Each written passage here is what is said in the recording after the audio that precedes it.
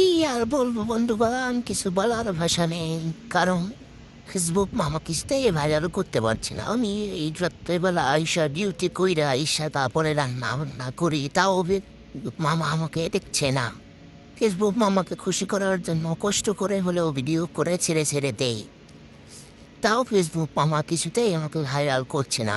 তাই আজকে বন্ধু তোমাদের মাঝে আমি ভাইরাল ডিম রেসিপি নিয়ে আসলাম। যদি ফেসবুক মামা দেখে ভালো লাগে তাহলে যদি একটু ভাইরাল করে দেয়।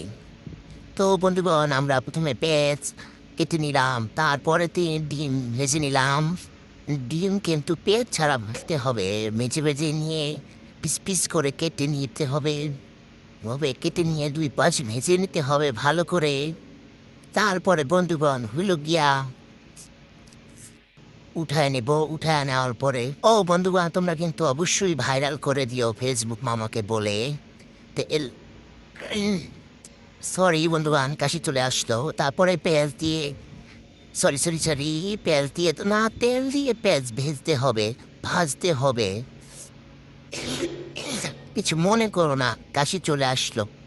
রান্না করার সময় মরিচের গন্ধ কানে গিয়েছে, তো তাই কাশি চলে আসলো। এবার ভেজে পানি দিয়ে ডিমগুলো দিয়ে দিব সুন্দর করে সাজিয়ে সাজিয়ে। সাজানো হয়ে গেলে